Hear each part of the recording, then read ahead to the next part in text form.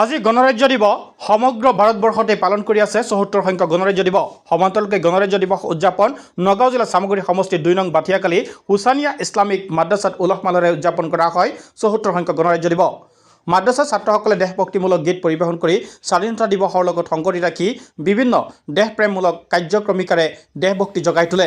উল্লেখযোগ্য যে উক্ত মাদ্ৰাছাখনে ইছলামিক শিক্ষাৰ সমান্তৰালকৈ আধুনিক শিক্ষা প্ৰদান কৰে। মাদ্ৰাছাখনে দিৱস 1950 চনত আমাৰ ভাৰতৰ সংবিধানখন ৰচনা হৈছিল।